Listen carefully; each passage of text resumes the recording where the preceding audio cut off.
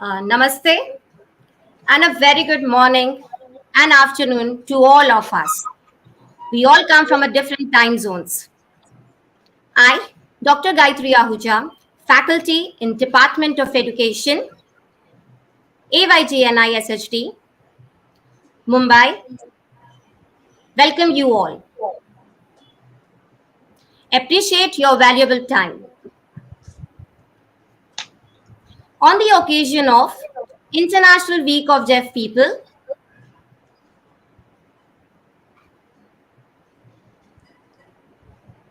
AYJNISHD Mumbai,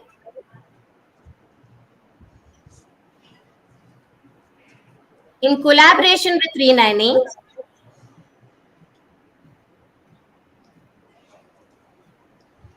is organizing a webinar series on every Saturday, 11 a.m., live on YouTube channel of AYJNISHD.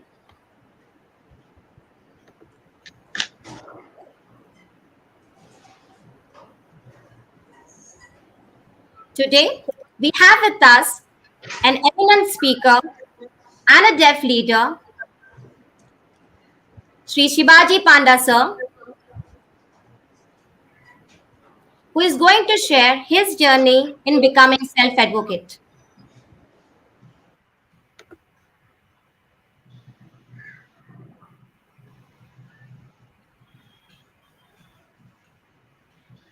Now I request our director sir, Dr. Arun Banik sir, for his opening remarks. Over to you, sir.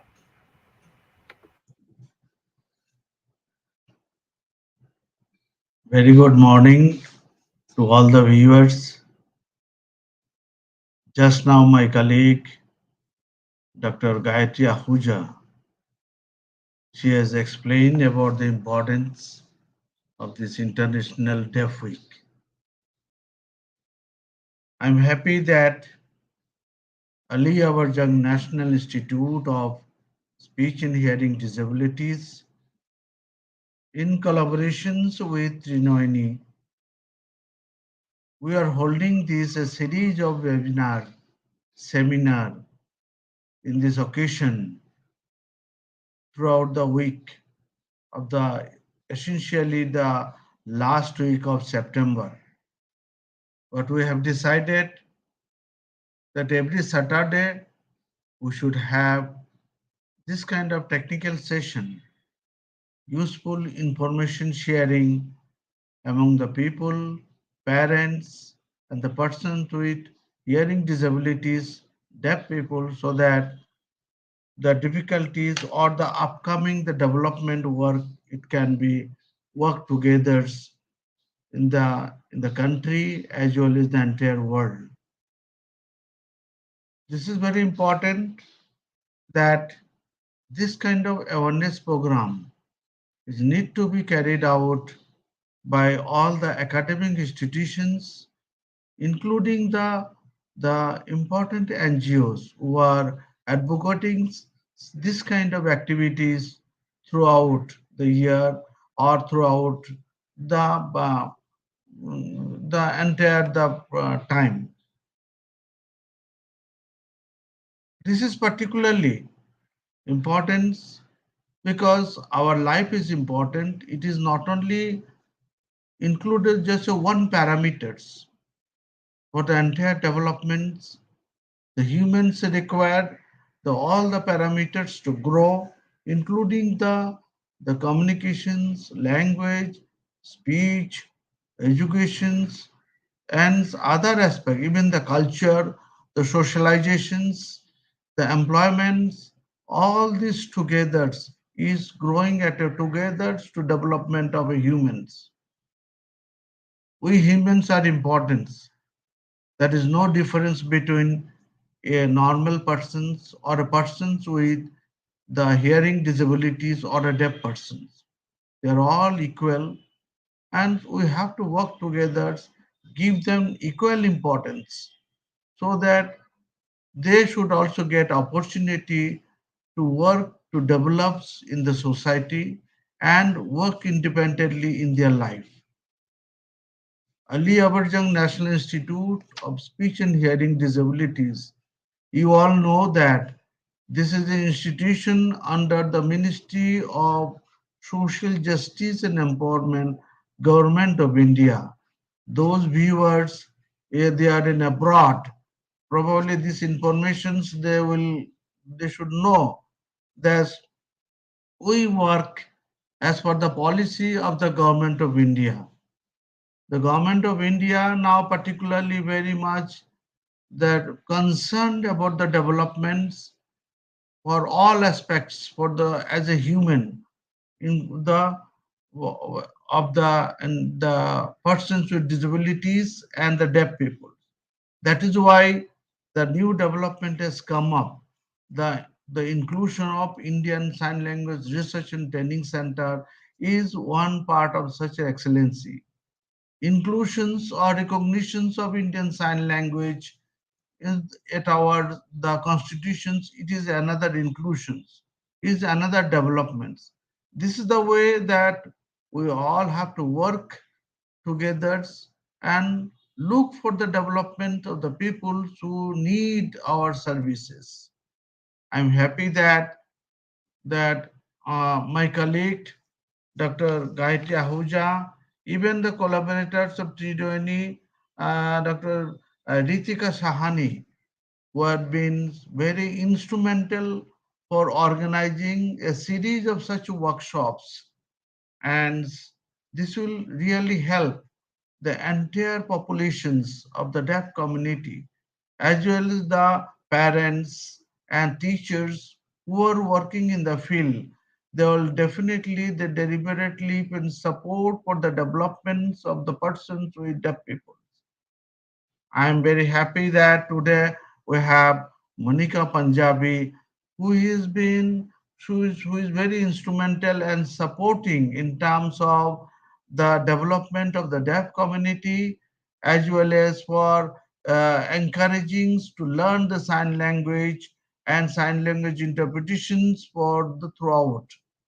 So this is another very important area that I personally feel that sign language is a very important language like any other language. This should be learned not only the deaf people. It is not only the deaf people the language. It is a language for everybody, so that the communications between the normal and hearing impaired deaf peoples can happen normally can happen. So that is why educational policy now coming up very differently. Government is really thinking about for how this sign language can be encouraged to learn by the other people as well, so that in the socialization, the communication process can be a very intact manner can happen. So I'm sure that there will come the technology, the kind of the technology now coming up in the field of audiology and speech language pathology and special education all together, and definitely with the support of this technology and these communication methods will be more easier, comfortable and communicatable among the each other, so that there should not be much differences among the people or any discriminations among the people, so that we can live together, work together, develop together. After all, our aimings is the development of the country. All of us has to work for the development of the country.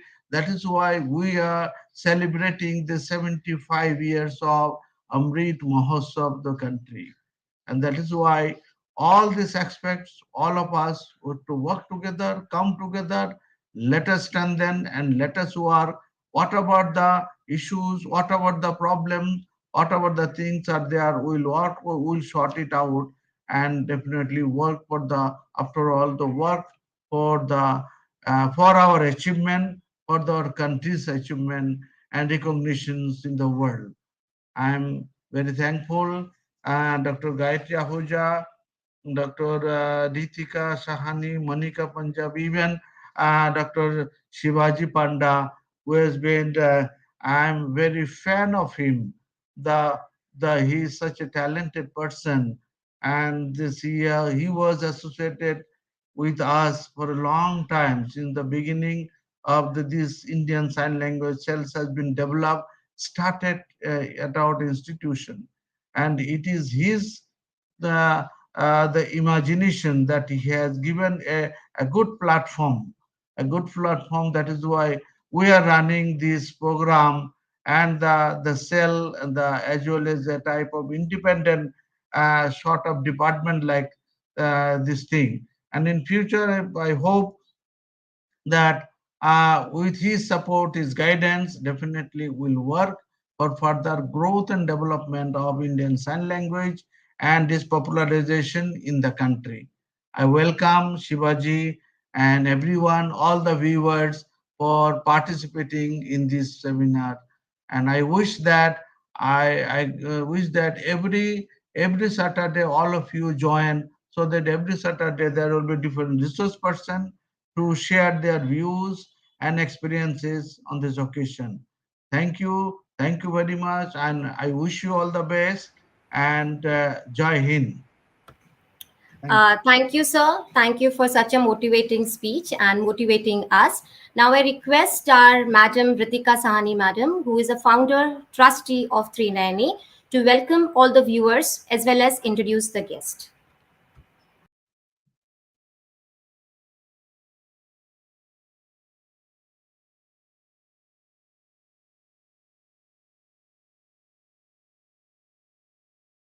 Just wait. I'm just adding Ritika, Madam. Just wait for a second.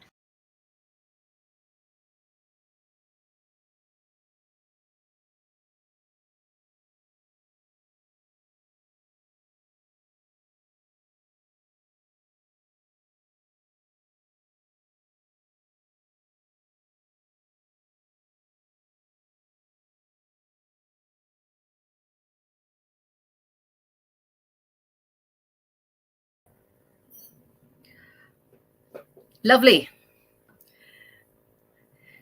Thank you, Monica. Thank you, Dr. Banik, for the excellent opening remarks.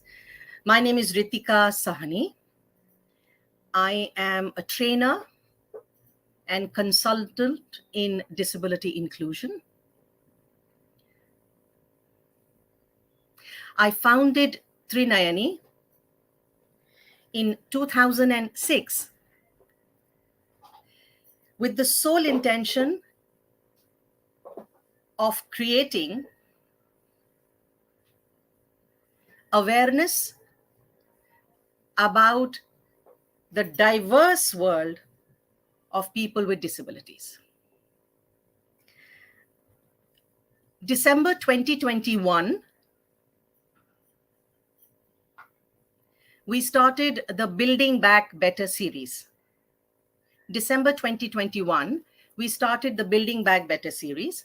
And every month, we have been dedicating accessibility issues thematically, and inviting our guests from different disabilities. For example, May was celebrated as Multiple Sclerosis Month. September, I called up Gayatri, a dear friend and lecturer at the Department of Education, to say that can we collaborate together to reach out to the deaf community with empowering information, knowledge that will make them live a better life, and empower them with better and more information about different aspects. So today is the first of that. This means a lot to me because I am an ex-student of Aliavar. I did my B.Ed in deaf education way back in the 90s, in 1990. And to come back and collaborate with the Aliavar for this, we are celebrating the Deaf Awareness Month. I know the International Week is last week, but then there is no week for knowledge. There is no week for information. There is no week for empowerment.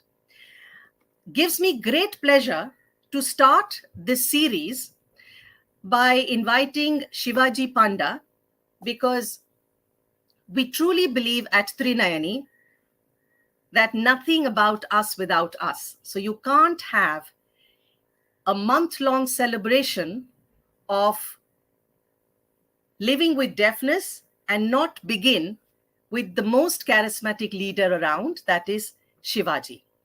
Shivaji was brought up in India. He moved, of course, he's moved back to India after 10 years as senior lecturer in deaf studies and researcher at the International Institute for Sign Languages and Deaf Studies at the University of Central Lancashire, United Kingdom. So he's just returned from there. He works on sign language research and development, training and teaching, affordable university education programs, leadership in the deaf community, and grassroots empowerment. He currently serves as the director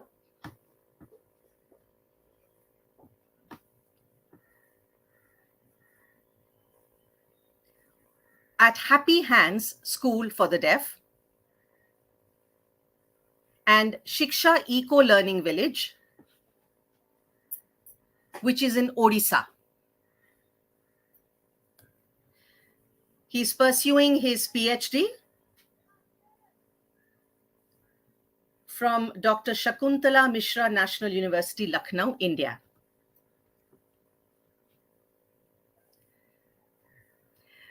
I had the distinct pleasure of meeting him just 2 weeks back in Bhubaneswar. Shivaji and Monica, who's also a dear friend, both many, many years back conducted a sign language workshop for us in Mumbai, a couple of them. And then after that, I met him last 2 weeks back and was very excited to reconnect with him. And I'm looking forward to listening to his story. And I hope what he has to say and how he's gone about empowering himself and others is going to be something that we will learn from and will take back home. So namaskar and welcome, and over to you. Shivaji. Hi. Namaste, Shivaji. Thank you so much for leaving your number behind, because you left earlier in that conference. But I'm glad that you are starting off this Awareness Month celebration by Trinayani and AYJNISHD National Institute for Speech and Hearing Disabilities today. So over to you.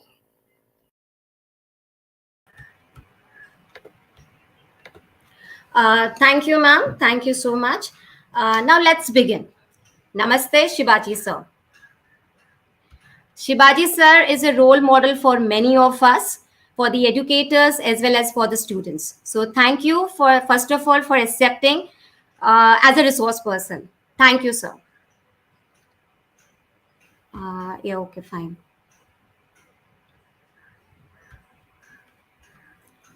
Sorry, Just the wait. interpreter needs to be on bigger screen, he says.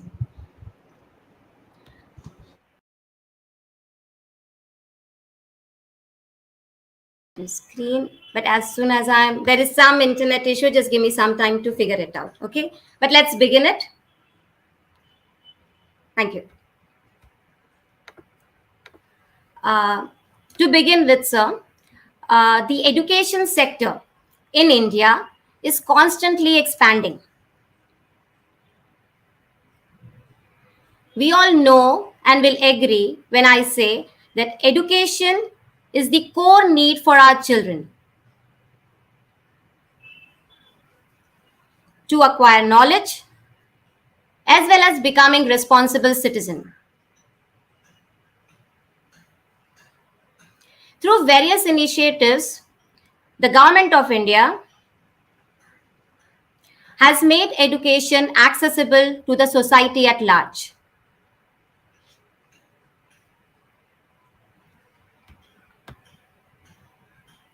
Nevertheless, the need for schools on the rise to cater on the growing demand of good quality education and to increase the literacy rate in India.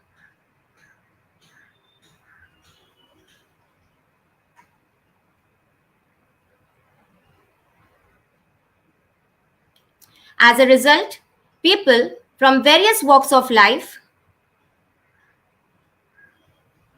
be it entrepreneurs, academicians, or corporate sector,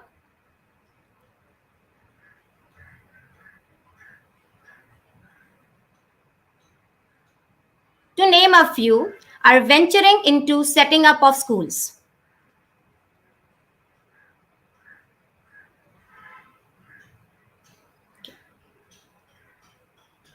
What made you think of opening up a school for the deaf when there are already so many schools in our country?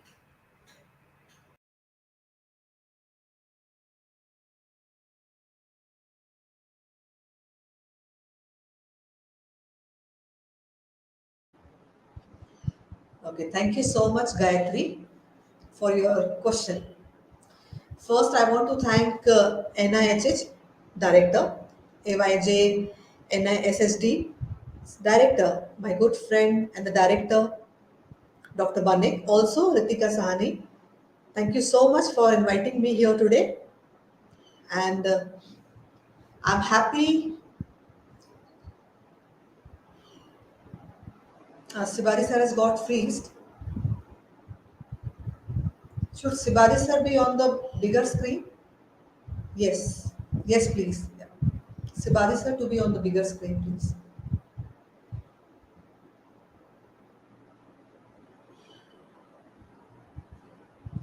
Okay.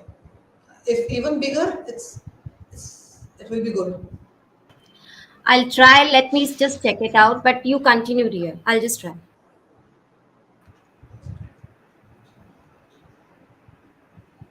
The one who is signing, if it is on the bigger screen, please.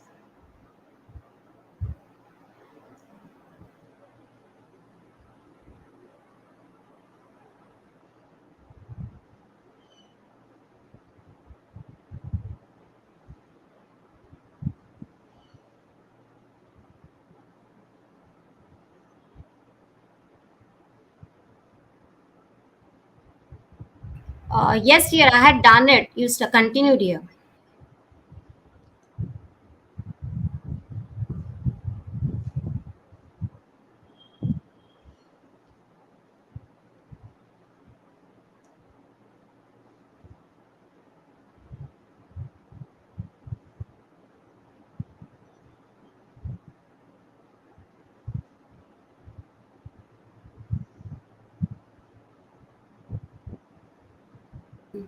Shivaji sir is basically from the village area, Bhubaneswar. So please help us with the internet thing and please be connected. He'll be joining again.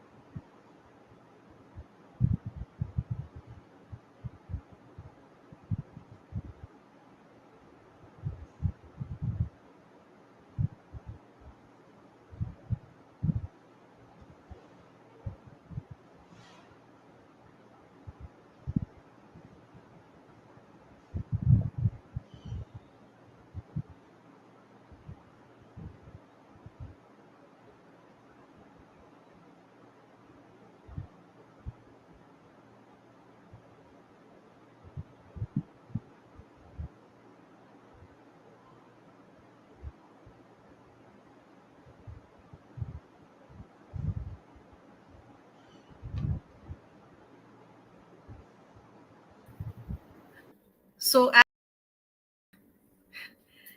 as is the case with situational disability, which is what Shibaji is experiencing because of internet issues.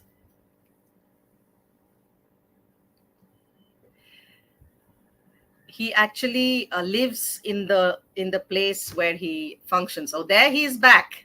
Good to have you back.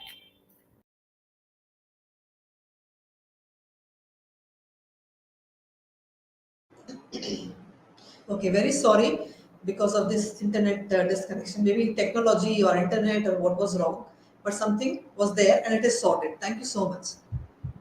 Okay, so the question here for me, like India already has so many schools. Don't know how many, but still maybe 1,000 schools, maybe more than that. And truly, we don't know the number of schools working in the deaf education. So if one more school which I have founded, if it is there, it does not make much difference. But why did I do so? That's a good question. So now my answer is in 1990 and before that, I myself studied, but there was no good school. I did not go to there was no good school. I did not go to the deaf school, special school, but it was an inclusive setup. There were no interpreters. I did not understand anything in the class. I worked hard myself.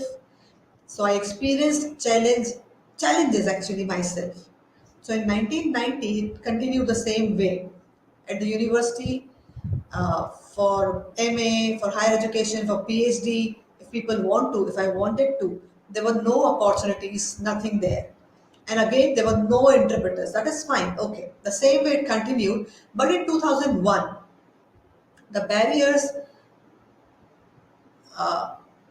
the gate to stop and overcome those barriers opened up at NIHH. Few deaf schools were set up. At NIHH, the ISL cell was started. I was working there, but that also was a barrier because in 2001, the education department and the audio speech department, they were not good friends of sign language department or sign language cell. So 20 years ago, there were no friends. There was communication, basic communication, but they were not working together, the education department or audio speech department and the sign language cell. But now, after 20 years later, we are working together, yes. But in 2001, it was the biggest challenge. And I was the one to argue with everyone and to debate on the topic that this is right. But everybody was stubborn and was not welcoming my philosophy or sign language and an experience coming from a deaf person himself. It was not taken very smoothly and it was not accepted. So then I was involved into RCI meetings and then NHS meetings and government meetings, and I started with advocacy. So I just got stuck to one thing: what is right, what is accessible for deaf children. So deaf education and the right approach. I kept saying the same thing. I keep saying the same thing since last 20 years. And now 2 days ago, just recently, at Ministry of Social Justice and Empowerment, on their own Facebook page, I saw, what did I see there? So if sign language, I mean, maybe if if they say that okay, speech is not helping us, but some research has come up and said the deaf children, if they are provided with sign language, then speech is not at all a challenge. It will rather and help and enhance your speech if the deaf children have the knowledge of sign language. So now this statement coming on the website of ministry, government of India, but there 20 years back, the same thing I used to say 20 years back and nobody was accepting it. And it was a very stubborn behavior of everyone. So the professional people, the professionals, they have changed with the attitudes now. The mindset has been changed. They're more open-minded to the government policies at one side, and also the challenges being faced and the challenges being faced into implementing those government policies. Sibaji sir has freezed.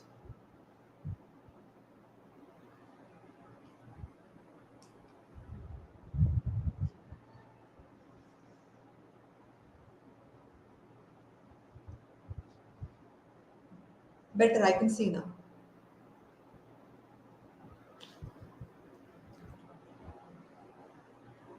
Now it is clear. I can see. Continue. So, so I knew that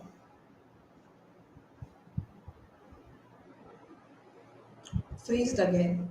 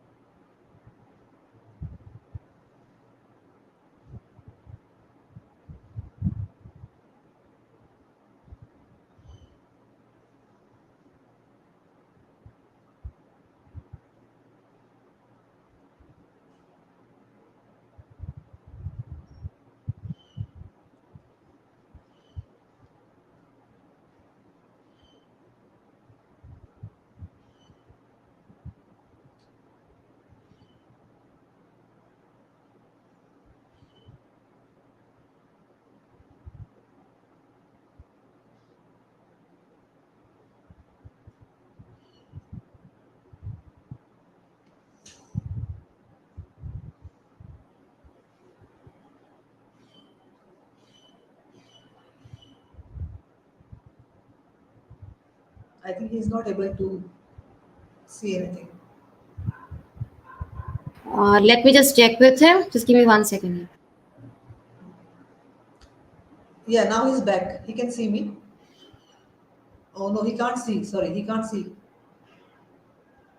He says he can't see Monica.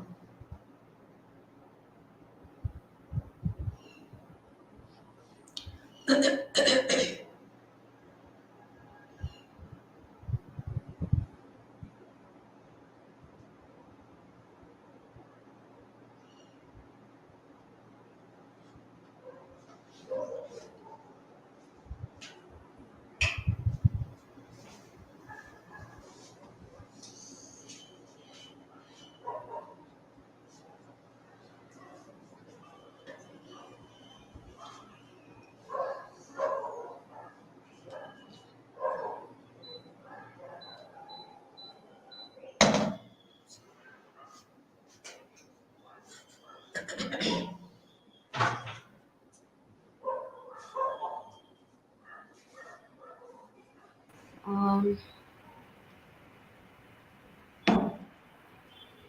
I cannot see Monica.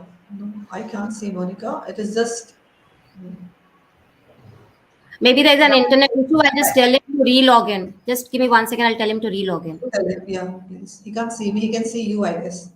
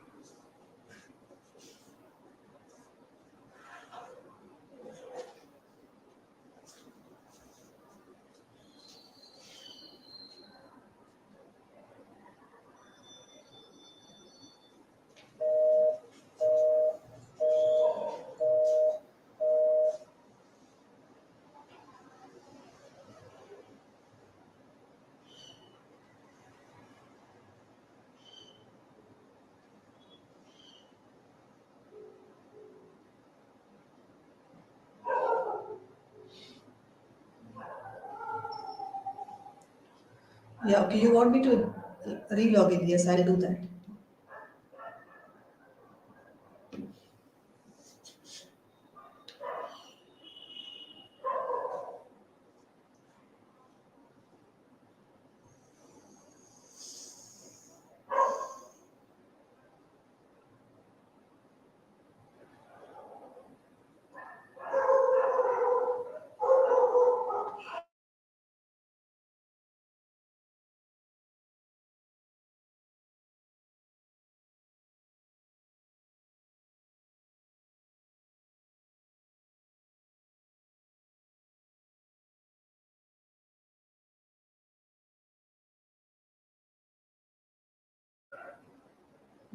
Okay, sorry, very sorry. Something or the other is going back.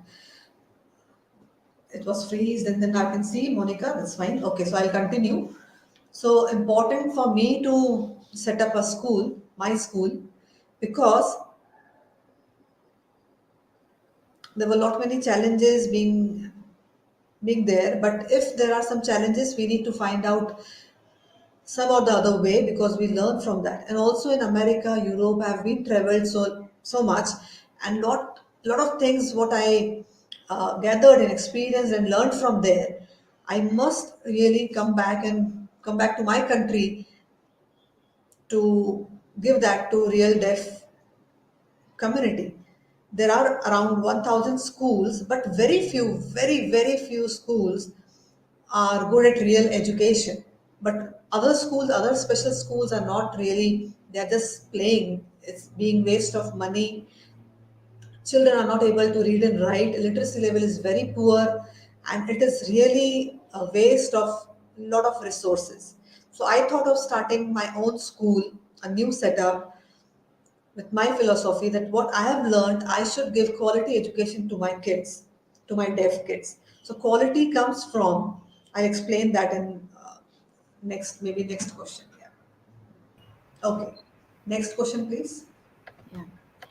I agree when Shivaji sir says that the speech and the sign language should go hand in hand. This was taught to me by Beros Vacha madam as well as Asmita Hutar madam.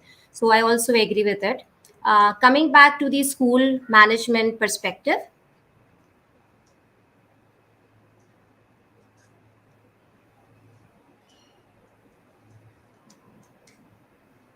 yeah. Uh, okay.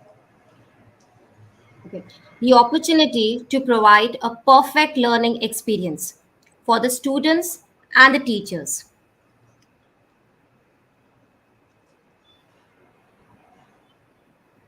may prove to be overwhelming for the school management people.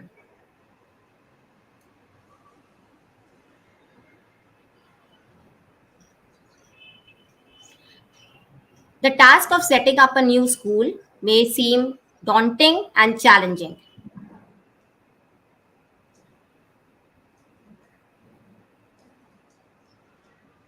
What all barriers, stoppers, or challenges did you face in setting up a school?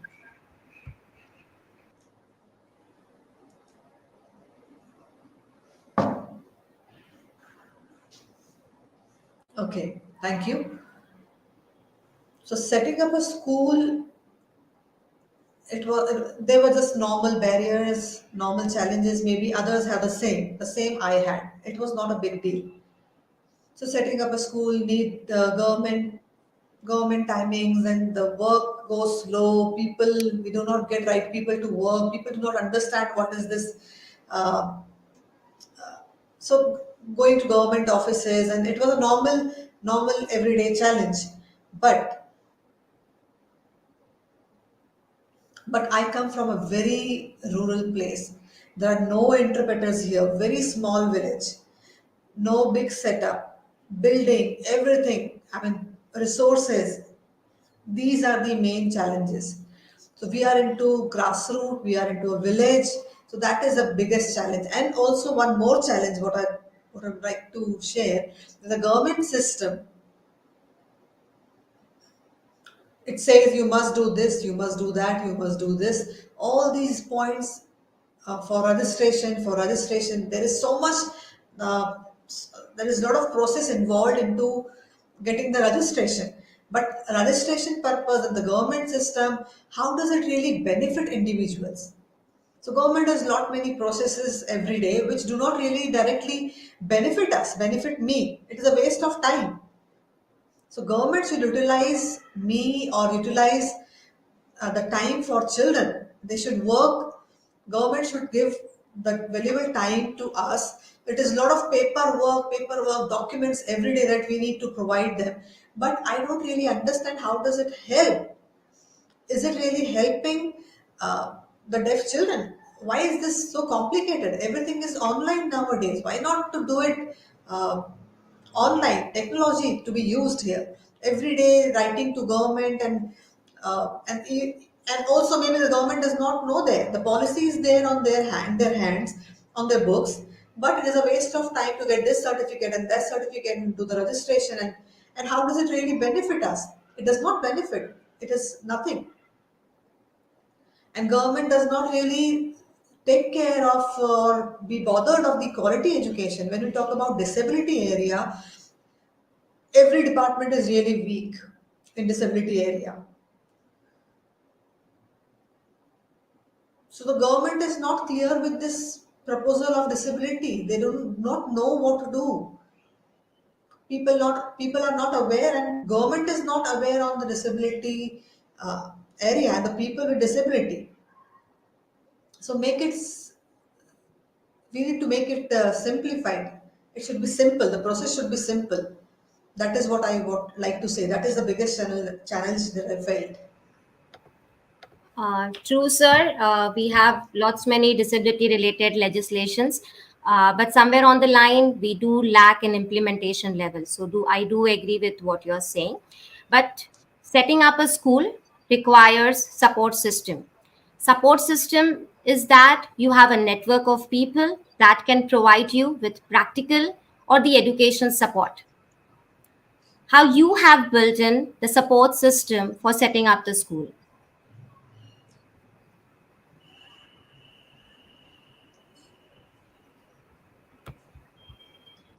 Okay. Thank you once again. So in my school, I myself did it mostly. So I am a deaf person first and one hearing person maybe, but we have it is the idea of so ideology, basic ideology to set up the school comes from a deaf person, and then so my academic resources come from UK because I was working there. So there are professors working there. There are more like Dr. Ulrikazation, Professor Ulrikazation, and other professors who guided me. So it is important, and also the thesis that they and language acquisition, how to acquire language, all these areas, all these subjects were first discussed because we aim for the quality education only. And other resources, as you said, the school management, people, the committee, and the process, money, the collection of money, funds, everything. These challenges, yes, this was hard. So I went through it, and now since now 6 years, I've completed my 6 years there here in the village. So now it is going on smooth. But the resources, as you said, it is difficult to get here because it is not a city. Maybe in cities it is easy, but in village it is not the same. It is very difficult. You will be amazed to know that in the forest, in the dense forest, it is one school, small school here. So once, if we have no gas left in our kitchen, it is really difficult, and it takes 2 hours to 2 to 3 hours to go back to the city and get the gas for the kitchen. So in city it is easier because we just make a phone call, we have contacts, we have people, and easily everything is available at our doors. But it is not the same in my city, in my village, sorry. So it is harder there. But still, I have few people from foreign countries who are who are into academics, and they really support me. They are my support system. So these other small challenges, yes, we are working on that. We have people to do that, but mostly support system is my foreign advisors.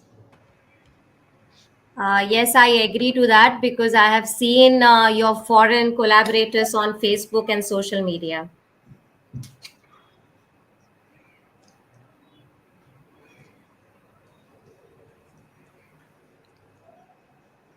Coming to the philosophy of education, every school has their own philosophy of education.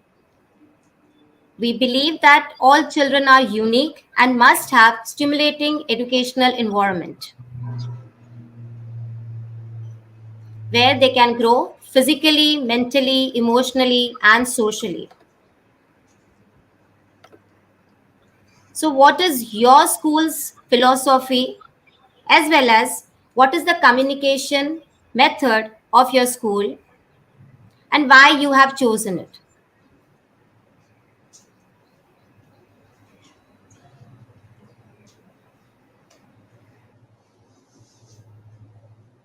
Okay. Okay, so the philosophy of my school, I have made it myself. So the philosophy on the document, it comes later. But the challenge is how to teach. Everybody has the same challenge. We make a lot of TLMs, teaching learning materials, who are right and who are wrong. Like, we just blame each other and we do not get anything. We do not achieve anything. Everybody has the philosophy. Like, to teach through oral method is one philosophy, or some other method is another philosophy. So we blame teachers or parents or each other. So I do not have really a documented philosophy, but really uh, my worry is not that how will I teach, but my point is how will students learn, and is a student learning really rightly, and through that research, how my students are learning, what challenges are they facing, or how it is easier for them to learn by what method. This is what will help me make my philosophy. So I won't make a philosophy of my own first, but no, um, it is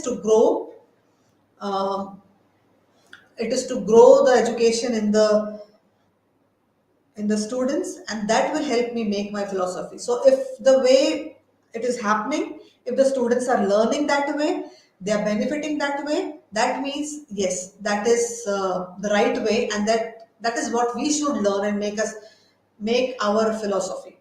So I do not have any special or great philosophy with me. No, it is not like that. But language, the students are from a language manner group. So teaching through bilingual method, and there are tribal students, and we don't talk about disability here. It is not about disability. Everything is normal. Normal education is being imparted.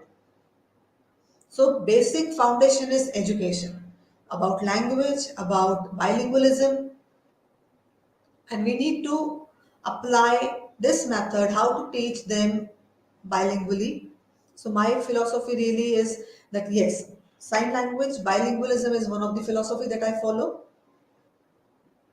and all the children, all the teachers, all the people are fluent in sign language. Very smooth and comfortable communication is what first is here, and that's one of the philosophy. And everybody is working great, that is being seen. So, mode of communication, when you ask, there is no mode of communication. I mean, it's normal for me to communicate in my language, in my sign language. So, it is not an option or a mode. So, everybody uses sign language, everybody talks in sign language. But yes, so it is very normal for example, in hearing general schools, how do they use what mode of communication? It's normal for them to talk in their own language. Same is here. We talk in sign language, and the communication happens in sign language.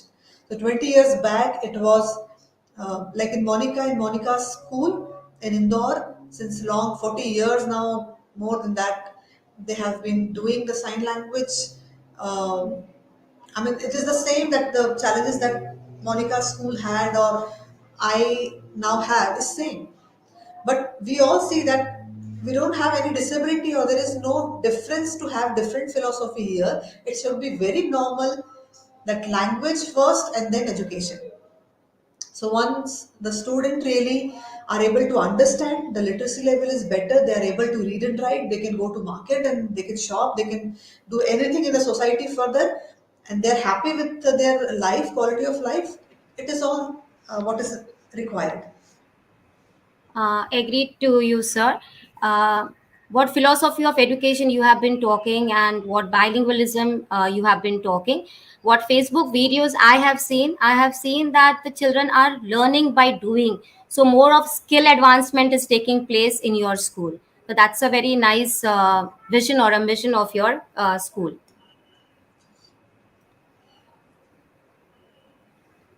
Okay. So the way philosophy of education is important, the same is for the parents. Parents are the most responsible persons in upbringing of the children.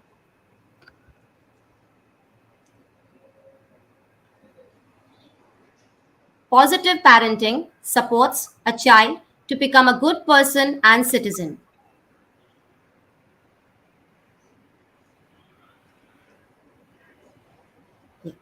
However, the formation and education given to the parents who have to mold the behavior and the character of the children is also very important.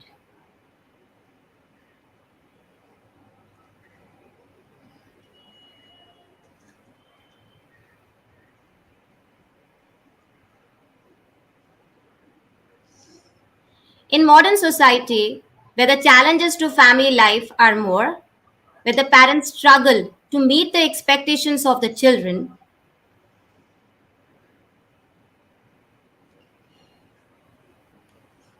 the parents should be equipped to handle the responsibility of parenting with proper knowledge, attitude, aptitude, and skills.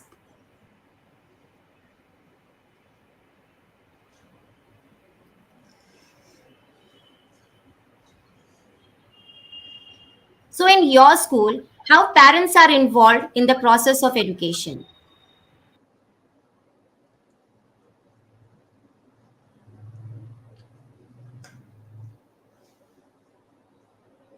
Okay, good. Thank you. Okay, I'll hold my answer for now.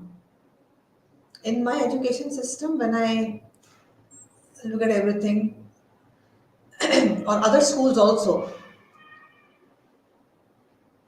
so what is the use of a group of parents? Whenever the students fail, that group is being blamed.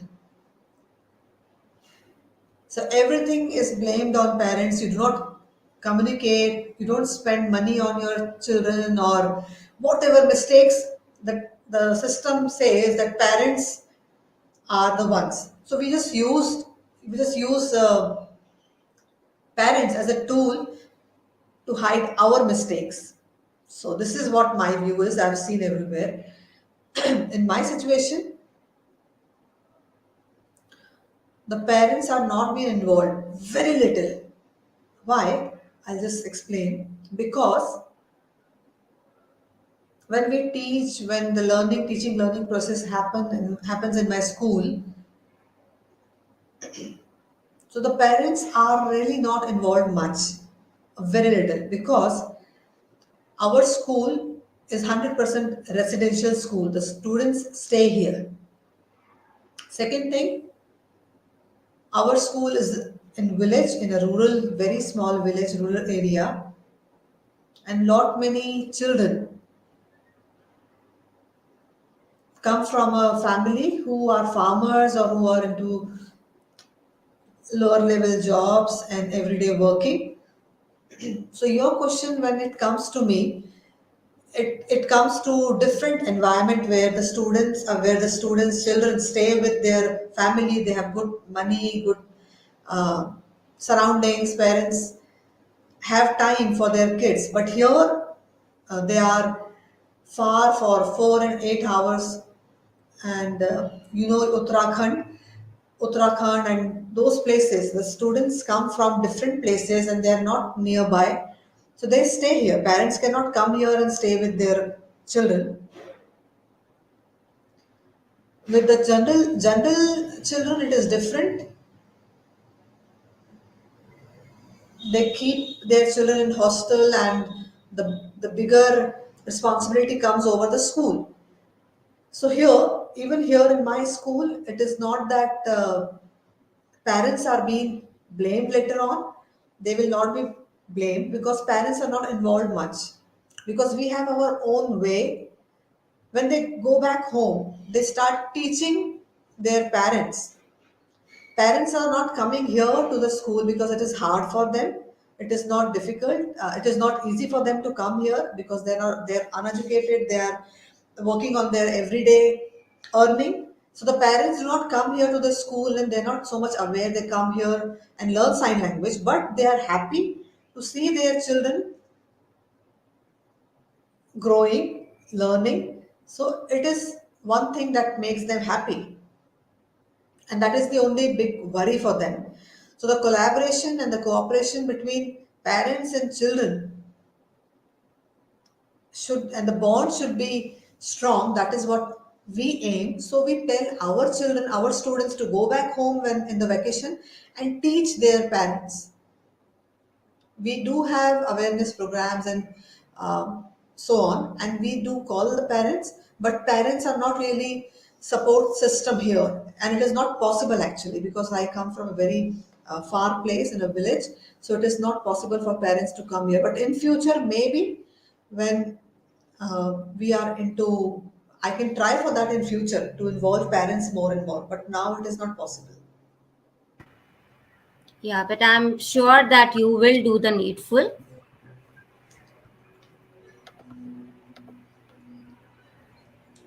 Yeah. Yes. As what I have seen on Facebook or social media page of your school is set in a village area. So how you have done the resource mobilization there?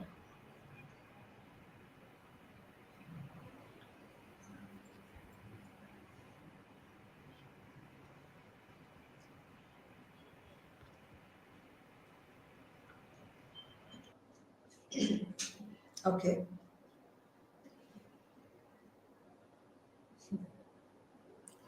So coming from this village, I love my village environment, greenery, forest, everywhere. So I love that.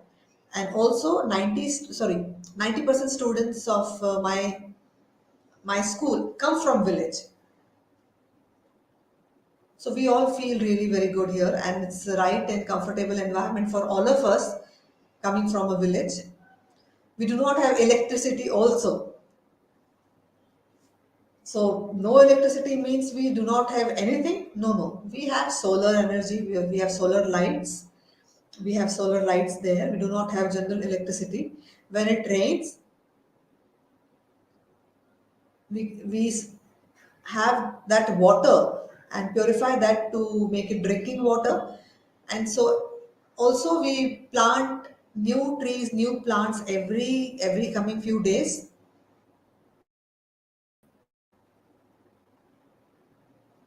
And when we talk about going to the doctor or hospital, it is far from here, it is not near. We need to go to the city to see the doctor. And also for food supply and everything, yes, it is far distance. So my school is good for deaf students to study, but yes, other resources and mobilization of other resources, it is difficult. We need to travel out to the city. And but when you talk about, if somebody is born in Bangalore, Delhi, Mumbai, and those kind of cities, the problem is how to get teachers from those cities to my village, because we don't have McDonald's, we don't have Pizza Hut, we have nothing to do go outside in the city and do some sightseeing. But now after 5 years, things are a bit changed. We have got volunteers coming. So my worry of teachers not coming from metro cities, but now we have got volunteers who come, and also resources, the material. Teaching material was a challenge earlier, because in my school, when we talk about quality education,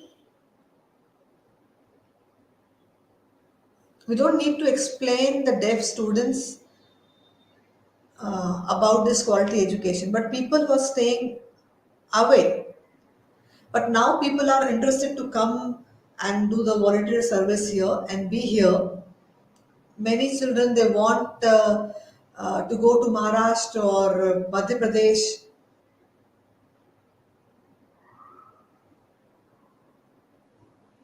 So to have more teachers, more space, building to be ready. Yes, the first thing is to get the infrastructure ready for the volunteers and other teachers to come here and have a proper classroom feeling. So slowly this is being done.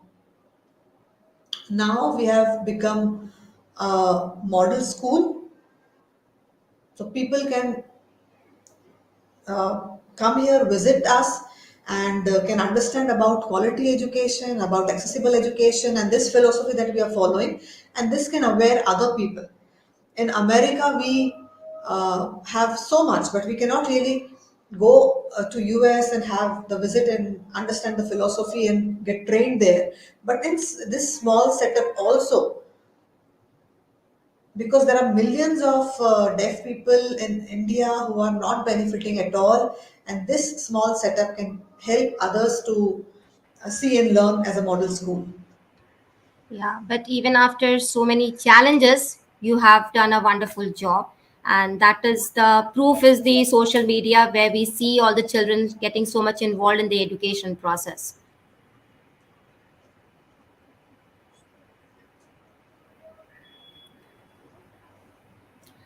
Thank you, sir, for such an enriching interview. We listeners gain great experience from you.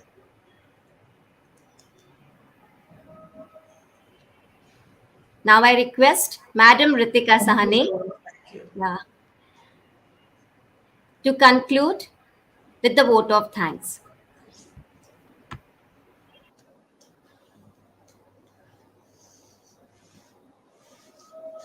Thank you so much. Thank you. Thank you to Dr. Banik for his opening remarks. Thank you, Shivaji, for being here. We all know that if good work happens, news spreads. If good work happens, news spreads. I saw those interpreters who were visiting you from the south of the country, and I'm sure you're going to constantly have people coming in to learn and to share their information. It was fantastic to hear that you have academic advisory support from the United Kingdom, and which you believe in. It was heartening to know that you don't have to have a philosophy. Every moment where students are learning and teachers are teaching, and when learning happens, philosophy by itself um, is in the making. So I hope everybody listening to you has been able to gather the conviction that you have. More than anything else, the conviction that you have, the adamancy of believing in what you think is right, um, to stick to it, to be consistent. So you have not, you don't dilly dally. You're very, very clear about what is it that you think works and how much you're willing to put in to make that work. So thank you so much for being with us. Monica, thank you so much. You and I continue to do things together at Trinayani, and I'm happy Shivaji asked for you because you are here because of that. Gayatri Ahuja, Dr. Ahuja, thank you so much for the warmth with which you accepted to do this together with Trinayani. Shivaji, I would love for you to end this by some sharing for all the viewers, the deaf viewers who are, listening to you and seeing you, something that they can take back with before we end this. And to all the viewers, we meet again next Saturday at 11 o'clock. But before we end, requesting Shivaji to share something that will keep us thinking, at least for the weekend, if not for a longer period of time.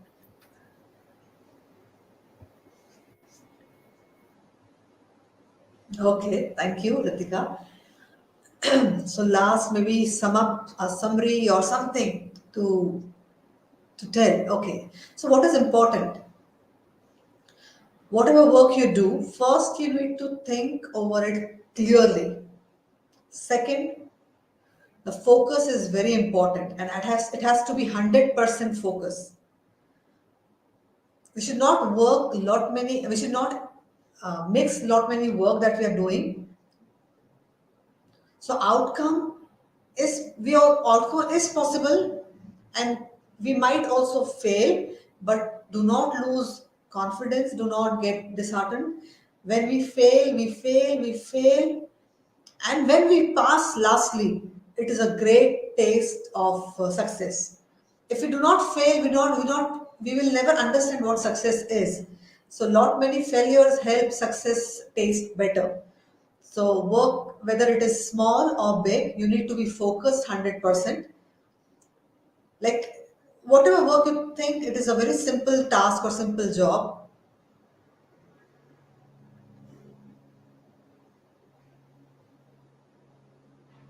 okay. So, lot many sacrifices are involved in making something successful.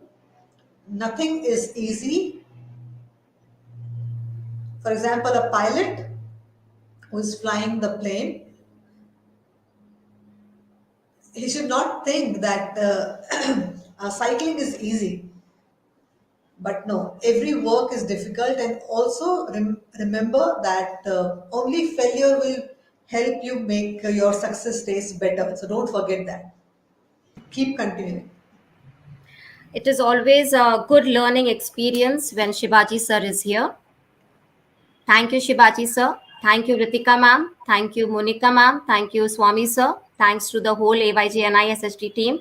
And thanks to the Trinayani team. Thanks to all the viewers. Be connected. We'll meet next Saturday, 11 a.m. Thank you so much.